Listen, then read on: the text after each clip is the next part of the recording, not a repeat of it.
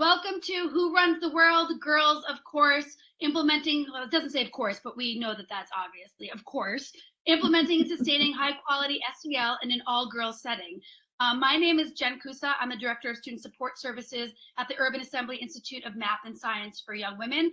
We're going to go into a little bit more about our school and our mission and all the things that we do and sort of our journey and our path to how we began to implement SEL about 4 years ago in a real conscientious and targeted way, and where we are today because of that work.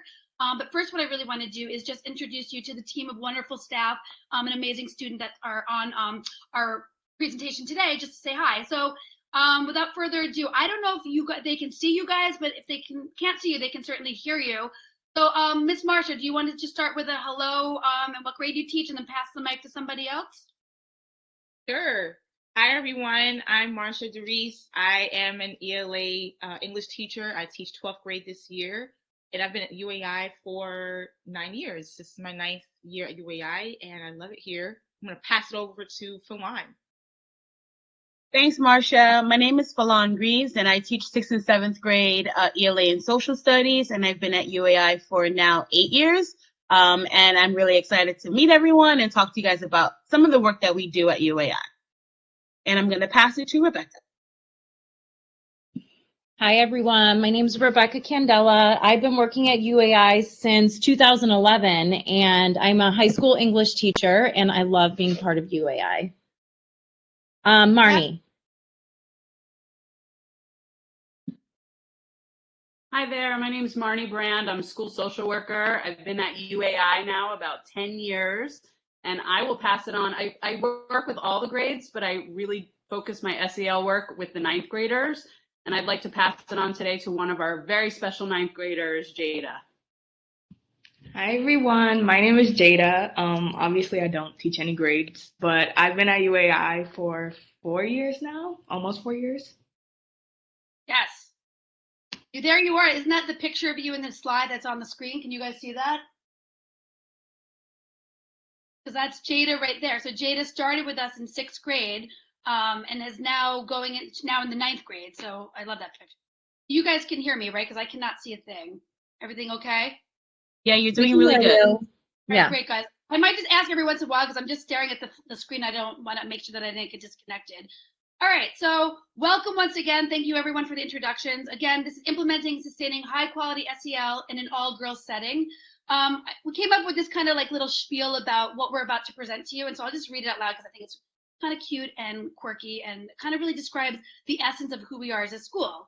So it says, while the importance of and need for social emotional development crosses gender, racial, and socioeconomic boundaries, working exclusively with all girls allow one school the unique opportunity to develop a rich, responsive, and relevant SEL program. Join the Urban Assembly Institute of Math and Science for Young Women as they share their journey from status quo to status whoa, one SEL stepping stone at a time. We'll learn from the community itself through staff panels, student panels, and virtual SEL demo. So that's what we're going to do today. We already said hello to everybody, and so you got to meet the speakers.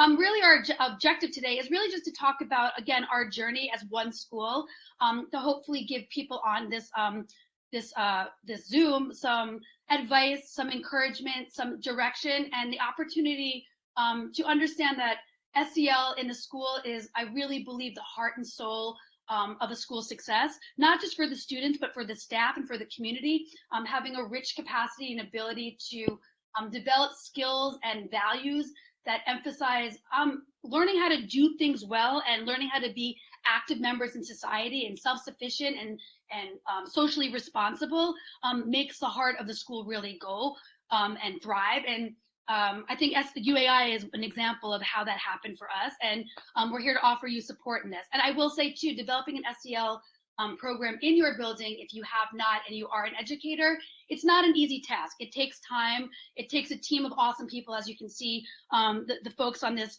Zoom are just some of many that are responsible for the work that we've done. And we've been doing this really wholeheartedly for about 5 years now. And I would say we're finally at a point, probably last year, where we could say, you know, we really have a strong SEL program in our building where we can speak to it and we can show data but it took us a lot of time and energy to get there. So don't give up. It's worth it, is my whole point in all of this. And we're here to help you if you have any questions along the way. So I don't know too much about how this program works, but if you do have questions at any point, you want to put them in the chat. Everybody on the call, besides me who can't see anything, can look at your questions, can either answer them for themselves or let me know, because we do want to make this interactive, even though it's not necessarily an interactive sort of platform. So at any point, tell me to stop. I'm going too fast. You want me to reiterate something? You're not sure about something, or you're just curious, let me know. All right, so I do think, though, just a quick kind of who UAI is in a nutshell is important, because I think the SEL program that you're going to develop wherever you go, I think you have to know your audience, right? Who are the people that you're working with? Because if you want to have culturally relevant SEL work in your building, it matters. It matters. Are there boys? Are there girls? Are there teenagers? Are there elders? Are there little kids? Right? Because it's going to determine the things that you're focusing on developmentally with your students and your staff.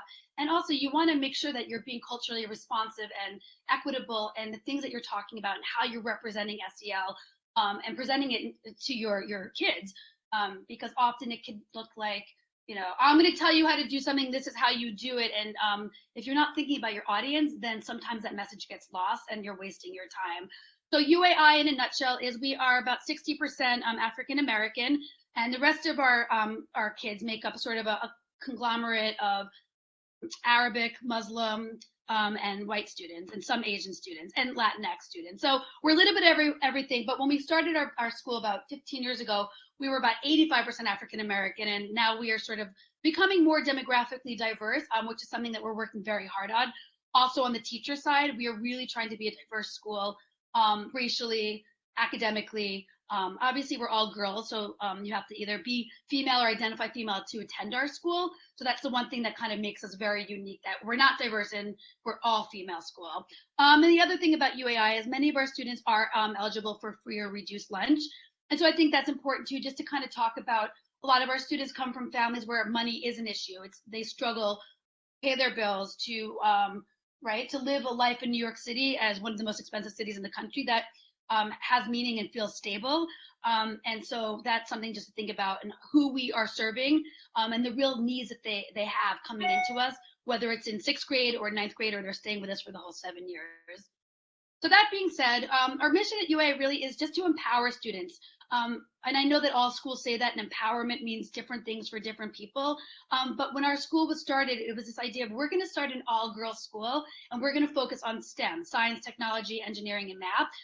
And really the foundation of that is, we know historically STEM fields, right, make lots of money, or make more money than many jobs in the economy in the United States right now. If you want to be a doctor, an engineer, or a mathematician, work for a bank, those people make money, right? And we also know that most of those people working in those jobs are often men, and predominantly white men. African American women in particular make up, like, I think about 4% of the STEM workforce field right now. And so we know that access to equity means access to economic freedom and ability to make money, spend money, invest money. And so we really started this with this idea of, we can give young girls the confidence and the capacity and the skill set to perhaps go out in the STEM fields. Or if not, they're going to at least be really prepared to do whatever it is they want, that we're going to be breaking down glass ceilings and changing the playing field for the future. And so that's really why UAI was started. And I will say that, when we started the school with this theme of science and math and all girls, it felt super empowering and wonderful, and it was and is. But we quickly realized that just having the ideas and the theme and all girls didn't mean that it was going to work. Right? We were missing a lot of things in the beginning of the school year, and we're going to talk about that as we open and we develop. Just having it doesn't mean that people are going to come, they're going to do it, and it's going to be great. And there wasn't a lot of thought behind, what does it mean to be a young African American girl or a Muslim student coming into a building and talking about STEM, or coming into a middle school where they're in 6th grade, but their reading levels might be at 3rd grade. And how do you get somebody caught up and prepared and articulate and ready to leave all their problems of their neighborhood and their home behind, or just having a bad day, or social media and all of the things that happen every day? It got in the way, right? Our kids were, despite saying, here it is, take it and excel, they weren't excelling. And we realized quickly that we needed to do something about it. And so welcome to our journey of SEL. So our real journey started in around 2017. We were at UAI was at a very serious bypass of either sink or swim, and the data really was very alarming. And I've been at the school since we started, so I've seen it kind of go up and down, and there was not a lot of consistency. There was a lot of flux in how well our school was doing. But 2017 was a make or break year for UAI, and it's just some data. So some of the issues that we had. So our cohort that came in that year of ninth grade, it was a really challenging cohort. And sometimes you get cohorts that jive and are, easy, whatever that means, or come in with academic skills that are kind of where they need to be. And sometimes you don't. And this was a class of awesome, strong, smart, opinionated young women, but they were really struggling. And we had a staff and an administration that didn't really know how to support them. And so the highlighted information right here really kind of talks about this. So as you can see, 2017, we had a massive problem with low-level behavioral issues. So this is going to sound crazy because we started tracking our data in 2017. But in 2017, we had over 1,000 classroom removals for the year. And we're talking about a school of 500 kids. It's not a massive school. We're a tiny school. Our students were just constantly being removed from class for these low-level things, whether it's disruptive, they were having arguments with the kid next to them, they were bickering, they were being sassy with the teacher, whatever that looked like, right? We don't have the data to say this would happen and why, but we know that 1,191 times in 2017-18 academic school year, our students were not in the classroom for some part of a moment, were not learning. And, when that happens to a kid and they're disconnected from their community, they're identified as being problematic and they're put somewhere else, their psyche changes, their ability to believe in themselves changes, their capacity to engage in academics loses itself because they've lost time in the classroom. So our kids weren't learning, they weren't excelling, and they definitely weren't connecting with our community. So we had that issue. Obviously, you can probably connect one dot to the next. Our graduation rate, our academic performance in that 2017-18 cohort really began to plummet as well. And I'm sure it's because kids were being removed from class and there was just a general sense of kind of chaos at UAI. I'm going to hate saying that, but it was true that things just didn't feel like they were in control. And our kids were not learning at the rate that their co-counterparts in the city were as well. So not just students across the city, but if you were to look at students that were comparable to them, socioeconomically, racially, gender-wise, district-wise, we were also failing our kids academically in that way too. Our ELA and math test scores were below average. And for the first time, and I think the first time that we had a graduating class, we were at like 75% for that academic cohort graduation, which is just not great. It's not good. It's way under the New York City rate. It was way under our UAI graduation rate. And it was just numbers we weren't proud of. And we were really desperate to say we need to fix this or we're going to be a school that's on a failing list quick. So that being said, we had those sort of numbers things happening. And I'm just going to stop for one sec because I know I've been talking a lot. So from my panel, is there any questions that you guys have seen, or does anyone want to chime in? Because I just want to stop for a minute. I know I've been talking a lot. Marin, is there anyone that has any questions or anything? Not yet. There hasn't been any. Okay. All right, no problem. Questions in the chat. Okay, so not only did we have the issue with removals and this general low-level sort of behavior and having staff that didn't necessarily know how to engage and build community with our girls, we had academics that were plummeting because that usually coincides, right? You have low community membership and just disengagement. Kids aren't going to do well academically. Then we also had sort of this overarching sort of realizations after we started looking at our data and talking to staff and getting anecdotal information and talking to students and families, is that everything that we were doing that was reactive and responsive to things in the need, there was nothing preventative happening in our school to stop what was happening. So it was like, oh, a kid would do something and then everyone would go there and run and our resources would go there. And then another kid would do something, and it was like a ping pong table of just actually running around putting up fires all day long because that's how the school was in that moment. Obviously, that just leads to intense burnout and just feeling of just defeat and not doing well. And if you asked our staff at that time, and if you asked our kids, the sentiment in the school was just people weren't happy. They felt like they were working hard for little return. they weren't seeing the fruits of their labor, and it just didn't feel like a community because people were stressed out, and no one was doing well. So there was also, as a result of everything that was happening, there was this sort of sentiment in the building. And then also there was just these other things that we kind of began to look at.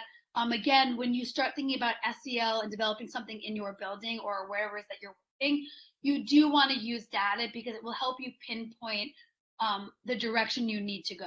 Because SEL, we know, is a very broad term, right? It could be really kind of anything, those soft skills of kid and adult development. But what is it that you want to do with it? And how do you want to implement it? Where do you want to see it go? And then how are you going to know that it's actually working? So again, going back to the data part of it, really understanding what's not working in your school and also what's working in your school so that you can build it up and use your strengths is a great place to start. And that's, we weren't set out to start an SEL program when we were looking at all this data and saying, oh my God, what's happening at UAI? It was a beautiful marriage of things started happening with the UA and they said, hey, we're starting this program. Do you want to join on? It was like the perfect marriage because we had the data to say, yeah, these are the things that we need to fix. And just kind of just to reiterate sort of the things that I talked about earlier, we had lots of problems with recidivist rates, going back to this, kids that were getting into trouble, weren't learning, that weren't coming to school, that were just unhappy and uneasy. It was the same kids over and over again. Like our interventions weren't working clearly because we were burning out, we were putting up fires all day long and we weren't giving them the skills that they needed. And we certainly weren't helping all the other probably 475 other kids that really were kind of flying under the radar, that needed the support, that needed the assistance, that were having just as much stuff going on, but we're managing it in different ways, not necessarily good ways. They just weren't, the ones that were flailing for help and constantly getting removed from class. And so we realized there was so much time and energy being given to so few kids that so many of our other students that really needed the support, like and skill building, weren't getting it.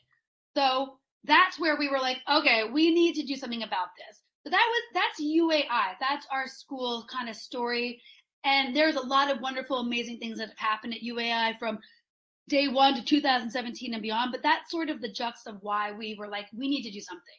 Now, talking about for folks that are like, what is it like to work with all girls? So on top of all the things that we were kind of thinking about, like what's happening at UAI, we had this beautiful, amazing opportunity to say, working with all girls brings itself to a lot of different just needs and like curiosities and questions and things that other schools that might have co-ed or might have only boys probably don't have to like necessarily realize to the capacity that we did. So we were like, we have this beautiful community of people that we can really get to know and figure out what it is that they need and figure out how to make life better for them, right? So we did lots of surveys and we talked to lots of our students. And these are adorable sixth graders that are now eighth graders about to go into ninth grade. At the time they were in sixth grade. And we talked to our students and we said, what are the things that bother you? What are the things that are on your mind? What are the things that you struggle with and that you want to get better at? And so it was really eye-opening. And so you have these beautiful kiddos. And then they started saying things like, right, I don't have any self-confidence. I'm just not sure who I am. Right, going back to identity. Identity in adolescence is, right, that's what kids are all about. Bringing into like just the female identified sort of niche of folks, being a young teenage girl, 11, 12, 13, everything at our building is about who am I in regards to myself and everybody else. So all of our kids were talking about, I'm not sure who I am, right? I'm also not sure who I am in this country that says that I don't matter. My skin is one thing, and when I look in the cameras or I look on the news or I look on the police blotters, everyone else is saying that who I am is being erased. And so layering that into identity and racism in our country was all these extra layers of what our kids were struggling with, right? We have a large immigrant population, students that come from all over the country. We had at the time and continuing, right, we had people telling them that they shouldn't be in our country. They didn't deserve to be here. They need to go somewhere else. So they felt isolated. They felt not deserving and unbelonging. And then we have these other things of, right, what does it mean to be a woman or a young woman growing up to an adult in the United States? People are telling me I have to be quiet and bite my tongue. They're telling me I'm not cute. I'm too fat. I'm too skinny, right? I'm too loud. This idea of like the loud teenager screaming in the subway. Quiet your voice. They're constantly being told, quiet your voice, but also speak up. So like the juxtaposition of that is confusing for anyone, especially for a teenager. 1 minute we're telling you we want to hear from you, the next minute everyone's telling you to be quiet and shut up. And so like, who am I in this identity building kind of year, right? A lot of our students are coming from socioeconomic backgrounds where they don't have a lot. And with that, there's a story that says you don't matter, or what you're going through is going to be silenced, right? Be submissive. You're too smart. You're not smart enough. You're ugly. You're overlooked. You're sexualized. Social media constantly telling our kids what to do, how to do it, how to feel, what to look like. Friendships, what does that mean to me? Racism, again, which we talked about, xenophobia, and homophobia. So you can see these kiddos that are beaming with joy underneath it, but really when we talk to them, these were all the things that were burning inside of them that made them question everything about themselves, and they didn't know how to manage themselves in the contextual world of school, home, friendships. And so we said, all right, we have to do something about this, and we need to do it quickly. So that's sort of UAI's story. So we have what we call the tiered approach of implementation at UAI. For today's sort of conversation, I'm just going to talk about tier 1 implementation. So if you were to think about implementation at our school, you would think about it as an inverted triangle, right? I think I have that in the next slide. I must have not put it in there. Oh no. Can I go back? Sorry guys, give me 1 minute. I'm trying to go back. Let me just go back. Sorry. I guess I didn't put the slide in. I apologize. But if you can think of it as like an inverted triangle, the top of it is everybody's getting some sort of SEL implementation, right?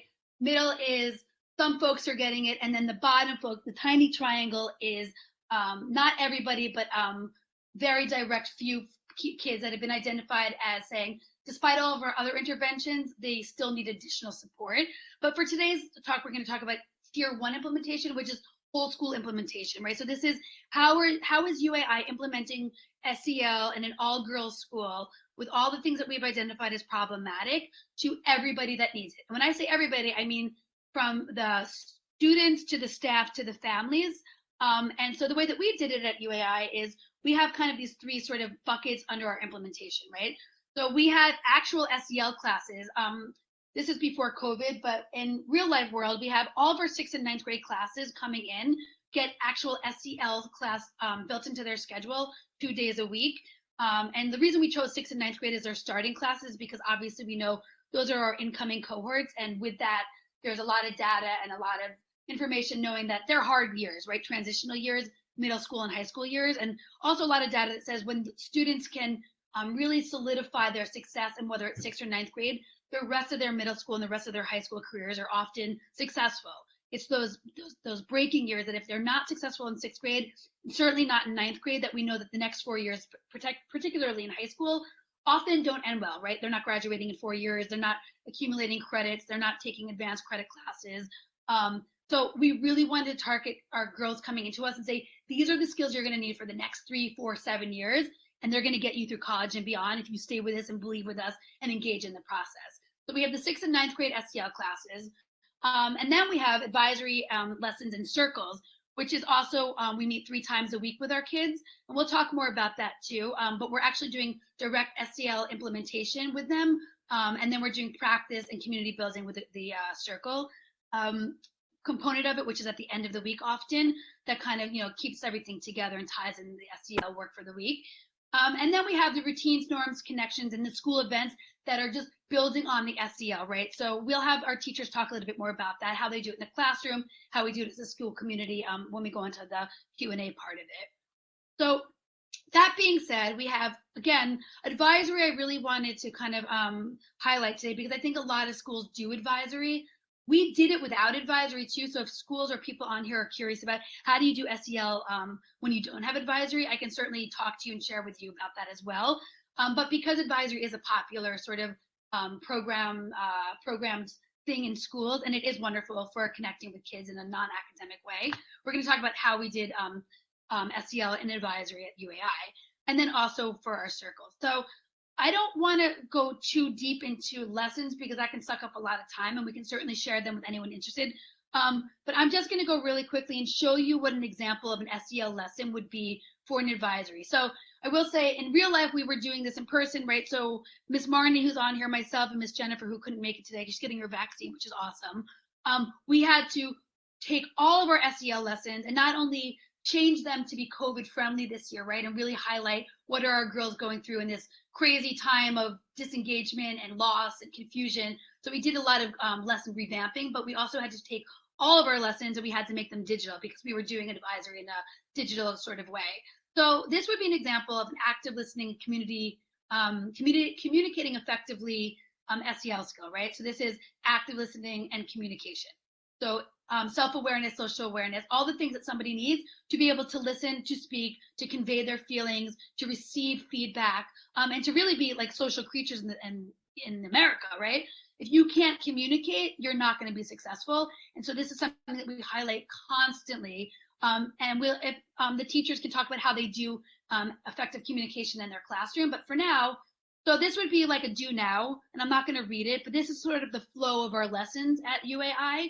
We would do a lesson that would be engaging. We would talk to somebody about this is what we're going to be talking about today, why we're talking about it. And so let's like really think about, get ourselves centered in this is why it's important. And so join us for the ride, and we promise you it's going to be fruitful at the end. So then we would go into a do now. Again, you can see we try to make the graphics, fun, sort of contemporary, bright colors. I know these are little things, but again, thinking about your audience, you don't want it to be dry, disengaging, not something that they're going to want to engage in. So we just try to make it fun and, kind of Instagrammy. And even though it sounds like whatever, it is a really important thing to think about. Everything that we do at UAI when it comes to SEL is thoughtful and connected to our audience. And so this is just an example of a do now that we would do. Then we would come back together and we would share our do now, get community feedback, help. And again, this is part of the communication too, teaching students to listen to your classmate, give them feedback, and also be able to share in a safe way. You're doing the SEL work right there. So we're naming it, we're modeling it, and we're also practicing it in the lesson. So it's constantly being reinforced. Then we would talk about, again, this is just another example. We would watch a clip, Big Bang Theory, right? So we were trying to bring in things, what are kids, what is relevant today? Things that they're watching on TV that they might like be related to, that they like. And so we talk about like the example in that clip of poor communication, and it was silly and comedic, and we get a laugh out of it, get the kids to engage that way and open up. And then we would watch another clip. So the one would be like how not to communicate. And then we would use a clip from Inside Out, which again is, even though we have high school kids, I will tell you, everyone loves this movie, adults, and from 48 to 12 love this movie. And it's a great movie to use when you're talking about SEL because it's just everything about it is SEL. But then we would watch this clip and how you effectively communicate, right? And so then we would go back and we watch the clip, and then we talk to the kids, like, let's talk about how sadness communicated and what did you see and what were the difference between clip 1 and 2, and let's talk more about it, right? So that was sort of the icebreaker. And then we would get into like, what are the actual skills that we're talking about? And so then we go into it again, right? Then we'd also use pictures and like videos of kids from our building to make it again relevant. Like these are our real students that are doing this. And so again, like why is it important to be a good communicator? And we kind of go through the nuts and bolts of it makes me feel important when you listen to somebody, right? And then this would be as an active a lesson that we would do. And one of the teachers can talk about this too in a couple of minutes. But EARS is actually an SEL lesson that we taught our students, that we use throughout our building, that we use in our classrooms. And it's about actually how do you actively engage in active listening, right? So EARS is eye contact, acknowledge that you are listening, like, right? So you're giving them feedback, that you're connected with them, that you're not just like staring blankly at them and you're not showing any interest. You're reflecting on your feelings. So you're like, oh, it sounds like you were really unhappy with that grade. Talk to me more about it. So you're giving the person that you're listening to feedback, that you're with them, present, you're connecting with them, right? And then you're going back, and then you're also going to say, I hear what you're saying, right? So let me make sure I understand what you're saying, right? And so this is a super easy thing to teach into. And the more you do it in classrooms, the more you do it in conversations with students, whether it's in counseling sessions, with parents, whatever it may be, the more it just becomes natural. So sooner or later, you're not going to say, oh, let's do EARS. Kids and adults are just doing it without naming it because they've learned the skills of what active listening actually looks like. And so this is something that we reiterate and go back and forth in our lesson. And so that would sort of be the lesson component of it, right? And then we would go into why is it important to be a listener? So we're not just doing this because we think you want to do it. Like we want to, again, with our students, make the connection with like, we're giving you this information because it is important. Trust us on this. So let's talk a little bit about why you might want to do this, right? And we go into a bunch of different slides about it, and I didn't add them all. But the one that I know that kids always love is like when you talk about students, people, why do you get hired, right? There's a lot of data out there, and I didn't share it all, but this is a job skill and a college skill that not just in school, but if you want to get a job later on, these are the skills that you're going to need. And let's look at what like potential employees said they look for when they're hiring somebody. And again, so it's solidifying and reiterating why you need to do this, right? And you're going to be happy and you're going to be successful. So that is a lesson at UAI. And I know I'm kind of like barreling through it and it's a lot, but I did think it was important to kind of to share that. We only have a couple more slides, and so we're going to get to the questions. This is just how do you roll it out in advisory. So these are beautiful. Every month we would send these to all of our teachers, all of our advisors with the lesson. So we talk about the topic. So today we're going to be talking about social awareness, supporting our community development, self-awareness, right? So we're naming the topic, we're naming the SEL skill, and then we're linking the lesson and then additional notes. So this is how every month we implement SEL in our building.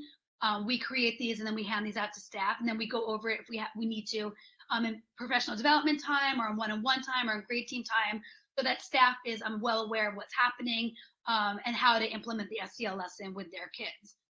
And so again, just going back to how do we implement it and how do we know our kids are really on point with SEL, we actually use rubrics that we've developed and also ones that we've used through School Connect and UA. So these are rubrics that we can actually use with our students and with our families, and teachers can use even in class when they're sort of assessing with the student, like how are you doing in this area, right? Decision-making responsibilities, self-management, goal-directed behavior. It's actually giving students and staff some meat and potatoes, so to speak, or some real tangible ways to work with students around not just getting the skills, but once you practice them, how do I know I'm going to see them?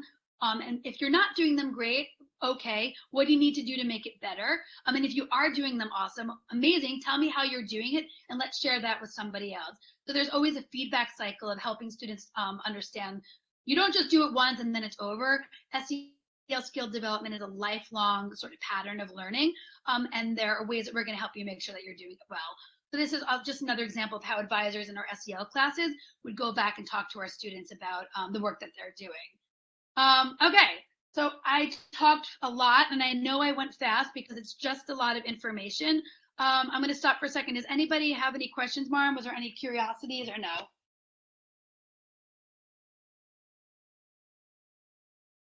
Not yet. Just there were some really good comments, but not a lot of questions yet. Nope, just All right, great. comments. All right, cool. So on that note, I certainly want to give people an opportunity because I know I went through things fast. Because there's not a lot of time, but if you want me to go back to something, please put it in the comments. I'm more than happy to talk about it and show you and expand on things. But for now, I also really wanted to turn it over to staff because they are the ones that are doing this work every day, besides me, of course, in the classroom and in advisory and in SEL class. And so they can really talk to people that might be curious, like, what does it look like at UAI from your perspective? Or as a teacher who's not, a social worker, how do you do this? So these are just some pre-questions that I created that I thought I would have you guys answer. But again, if you guys have any questions for staff, please put it in the Zoom, in the link. I'm sorry, not in the Zoom. All right, so Marnie, I just started off with you. So you are a social worker, obviously, and you really helped develop this curriculum wonderfully and create the lessons. So I know some people always say, oh, you're a social worker, you're trained in this. And yes, it's true, like we definitely have that angle. But I mean, the belief is anyone and everyone should not only be receiving SEL, but can certainly teach it as well. So can you talk a little bit about how do you help teachers develop their own SEL skills, not only for themselves, but also how do you help them so that they're in a place that they're comfortable to teach it to our students and recognize their skills?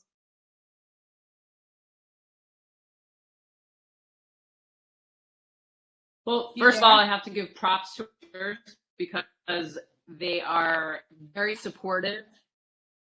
Can you hear me okay? Hear me okay? Yeah, we can hear you. You might want to turn your camera off though, just because it's not great.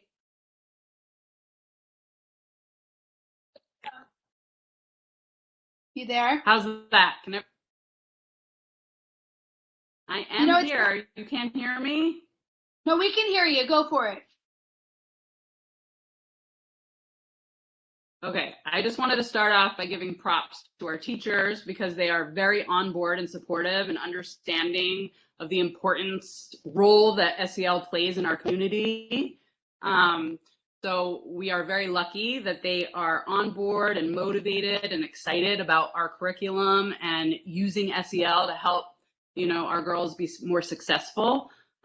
We've had a lot of success using our PD cycles to devote time to helping our teachers learn to teach SEL skills.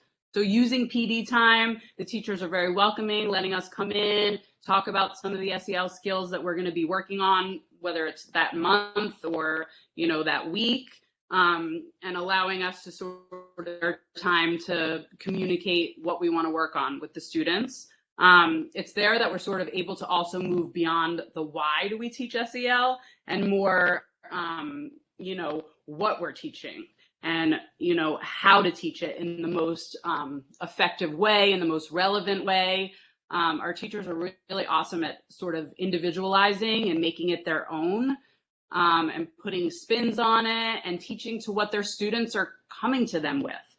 Especially this year during COVID, there's been a lot of success in, meeting the students where they are. And yes, we send them those lessons and as a guide, but always letting them know that, they should feel free to tailor it to the needs of the students that they're seeing in front of them. So I know that I've had a lot of teachers say, like, lately I'm hearing a lot of anxiety. So, they're focusing on, self-regulation skills, self-awareness skills, and just adapting the lessons to meet the needs of the students, which, helps give them some freedom to do what they want with their advisory and also stay within, the specific skill that we're working on. But being able to, communicate with them through this year, unfortunately, but it has worked, Google Docs, the comment section, writing long notes to them to let them know the specific skills that we're working on, why it's important, always with, that being mindful of the notes, what we wrote in the notes could help, move them along. Other ways that we communicate to staff are through, we have a weekly blog and newsletter that is really useful, that Ms. Jen works very hard on to send out to our community, both teachers, staff, students, and families. And through that, we're able to sort of communicate to our community which skills we're working on. We also attend grade team meetings, and we work really closely with the grade teams to talk about, how advisory is going, how are the lessons going, what questions do you have? I think that the teachers know that we're always open and always available to them with questions or concerns or feedback. But having that central location and sort of SEL hub where we keep lessons and the teachers are, free to download and copy and make comments and ask questions has been really helpful for us this year. Because we are a small school. In the past, it's very easy for them to just, come on into the office and ask any questions. And we've had to be creative this year in the way that we've communicated. And, I'm pretty proud of the way that we've been able to, stay together and be able to answer questions when needed. And hopefully they know that we've had to, just adapt because of COVID. But our teachers are amazing. They rock.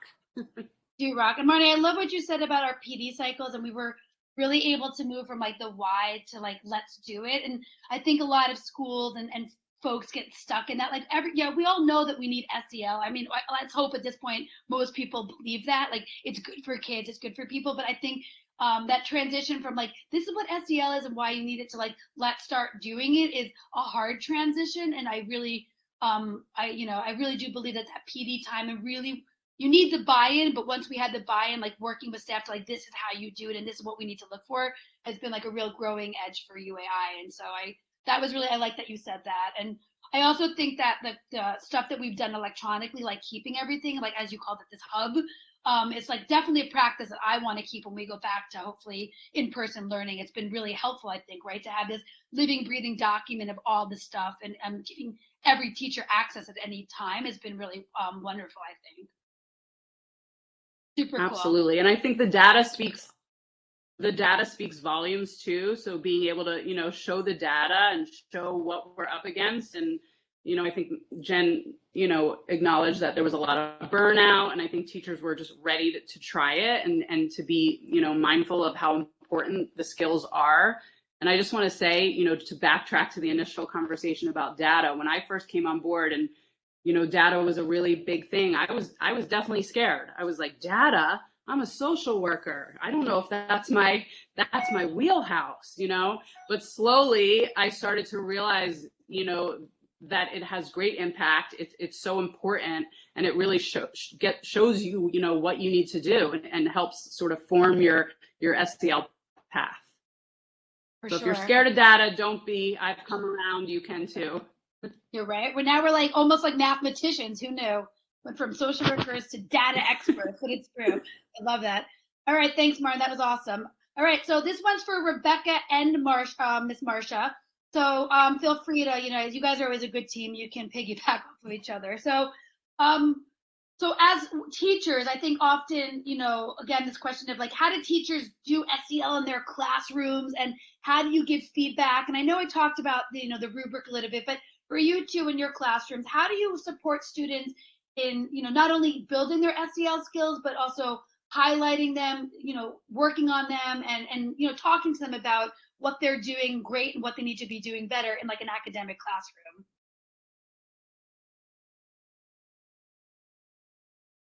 I don't know who wants to start. Marcia, are you cool Marcia, you want to start, or go for it, Rebecca? Don't be shy. Okay.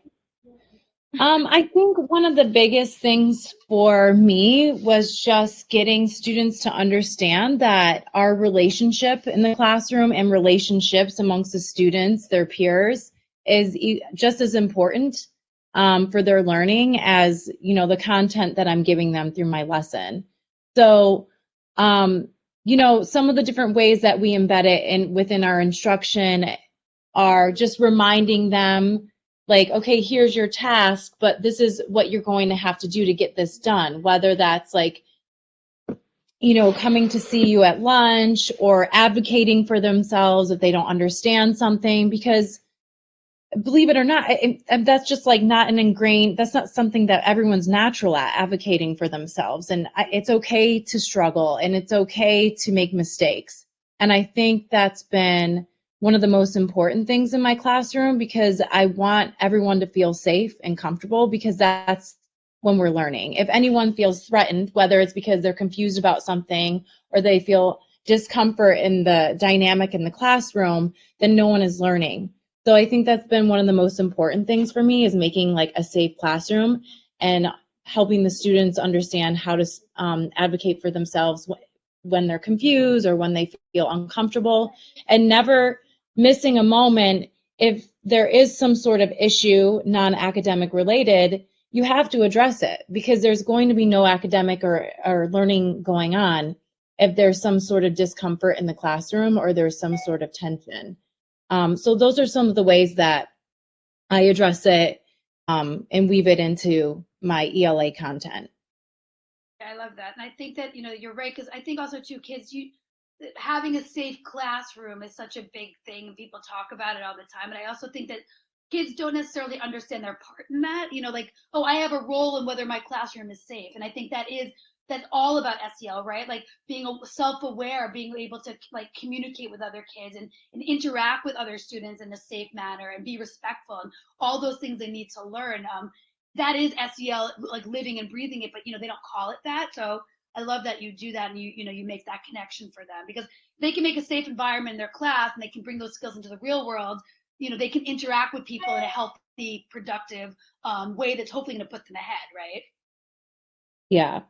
I think it's super important too to like make those connections beyond the classroom. Like, this is how this will help you. Sometimes it's just a little side note with whatever you're working on that day. Right. The big picture. Thank you. For me, it's exactly what Rebecca said. And I always start, like you just said, Jen, like, having that safe place in the classroom, like what Rebecca was also saying. That's how I start my school year. Like, that's like step one, is addressing the like environment of the classroom and how important that is. Being able to like have the mutual respect for each other, and recognizing differences and recognizing our different learning abilities. Also, like that's a conversation that I've had openly as well. Yeah, and it's also like calling things out when things happen in the classroom, so they can feel like, okay, they see the teacher notices it, and something was said about it, or it was handled. I feel like a lot of times students feel they feel hurt sometimes, even when it's not like intentional, where teacher does not address something going on in the classroom. Like you said, Rebecca, like it's not just the academic, but it's also the relationships. And if they don't feel like they can be in the classroom, they'll shut down. So if you're not the person to see something and not call it out, or say or speak on it or address it, they're not going to feel safe. But sometimes you may not see everything in the classroom, and they feel hurt by that, and say like, well, you didn't say this, and it's like, well, I didn't know, and so like all these things, outside of like learning literature, it's like we have to address certain issues that are going on in the classroom, and knowing how to speak about them in a very positive and mature way. Yeah, because that's like, you have to establish that from day one. Like this, you don't talk over people, and this is why we have norms. When someone's sharing an answer in class, like we have to listen. And also one thing I do as well too is like commending students for their strong SEL skills. Like if I see a student, tracking, we had that in class when we were in person. Like if a student is looking at somebody while they're talking, it may seem silly, but it's actually really huge, because that means that you're showing mutual respect to that person, and what they say matters. So I called that out. I'm like, that was really nice. Or if someone did something or said something to a student that was really helpful, like I would let them know, like privately, like that was really nice of you. Like that was you being a good friend. You know what I'm saying? Like, or whatever. Like there's so many different ways you can commend them for, doing the right thing. And I think that being like, they know. or even just be like, great ear skills right there. Like even like naming the SEL skills. Yeah. Yeah. So like, yeah, and also in your, oh, sorry. No, I'm sorry. I didn't mean to cut you off. Sorry. Oh, please. So that's please. like the social part. And I think for like instructionally too, it's like giving the feedback and commending them for like pushing through something. Like you did that, like you started off here, and now you're here in this assignment or this project or whatever, and I'm really proud of you.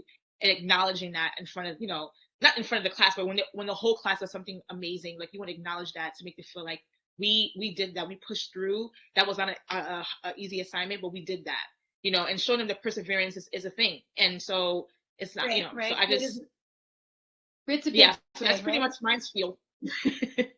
No, I love that too. And I think that, like, we always say, like, you get practice, what is it? Repetition breeds excellence. And it's like the more kids get to do it and hear it and name it and be specific, and then the more that they're highlighted and praised for it, the more it becomes begins to become a naturally ingrained response or action or skill. And so I love that you do that, and I love it. Yeah. And you see it in you guys' class. Yeah. Huh?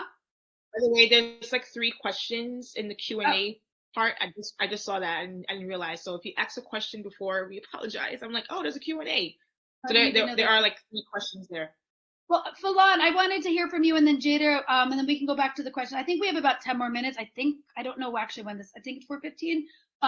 But I realized in the questions, I wrote the same question for you and them. And I guess, I think your perspective is unique because you work with younger kids, you're middle school. And so I guess my question for you is, coming into middle school, what are sort of the skill set that you see our girls really needing the most support in? And what is one thing that you've done that's been super impactful and effective in, supporting the SEL growth, of a 6th grader, because you work with the 6th and 7th grade, that you've really noticed has been like, oh yeah, this is working?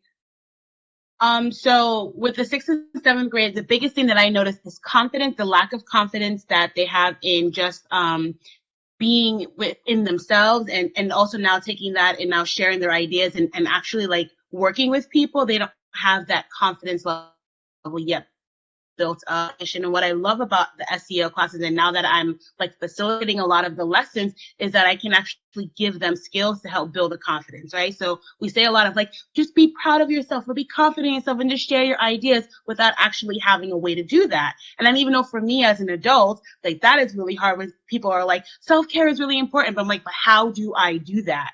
And with SEL classes, it's giving the how do you do that.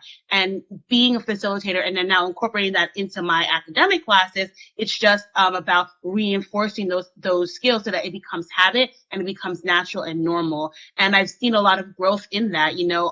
We're doing a really good thing, Miss Jen, with like the Elevate group that we have that's coming in and teaching those study skills. And we always want our kids to like be successful and be able to figure out ways to kind of like navigate the world, but without really giving them explicit and strong and tangible tools to do so. So SEL has really been, and having those classes has been a way to do that. And I think that it's definitely been a growth. I've seen it in the girls with because I've been at UAF for a very long time. And now that this targeted SEL class that we have, I feel like our girls now are not just vocal, but they're vocal and they're advocating for themselves, because we always had an issue like girls are very vocal, our students are very vocal about saying things, but not really being vocal and advocating and helping others and translating those skills so that they can empower themselves and other people. And I love teaching the SEL classes because I learned something as like an adult. How can I make my life better? And it's been really helpful. I love that. And so we're going to end it because I think we have 2 minutes and we have to hear from the star of us all, Jada, who's living, breathing, been with us since 6th grade and now is in 9th grade. So you've had a couple of years of SEL in different capacities. So what has been the one thing that you've learned the most about yourself in our SEL classes, and the thing that where you've seen yourself grow the most? I think one of the most important things I learned about myself through SEL was like reassurance. Recently, like in 9th grade, I've gotten a lot of support from all of my teachers. Like, hey, if you need help, let me know. Hey, if you need to come to office hours to review this, let me know. Hey, if you're confused about something, don't be scared to reach out. Don't be scared to email. And I feel like that's what's helped me succeed a lot this year, is that I know my teachers are here for me and I know they're willing to give me support. Even if I'm not very confident in myself or my answers or the work that I'm putting out. So yeah, I think SEO just taught me like having someone there for you, having someone to support you, having someone to back you up is like really, really important for me personally, because it gives me more confidence in myself and the work that I'm giving to them and the attitude that I'm giving to them and things like that. So it seems like you're receptive to feedback, and then you're also able to advocate for yourself, right? So there's this capacity for you to like receive information of support and then to say like, I'm going to do this. And so I think that is like an SEL skill right there. Often people are scared to say that they need help, or like we were talking about self-advocating, and you're definitely very good at goal-directed behavior. You're always planning and shining for tomorrow and thinking about what you need to do. And I think that's something I've seen you grow into through your years of, working and learning about yourself, right? Learning about those skills of like, what do I need to do today to make sure that tomorrow I'm set up for success? And what are the baby steps I'm going to get there what do I need to do to get there? And I think one of them has been asking for help, receiving help, and then following through, right? With your time management and all that. So I think you're a living, breathing example of SEL at its finest, even though you might not realize it. That being said, it's 4:10. So that means that thank you, everyone who came. Thank you to Jada and to all UAI teachers. You are amazing and rock. And you should then go back to the closing ceremonies if you're on here now. And we appreciate everybody who joined us. And if you do have any questions, we will put our information. I don't know if you can see this, but you can email me. I don't know, whatever. It can't be in there, but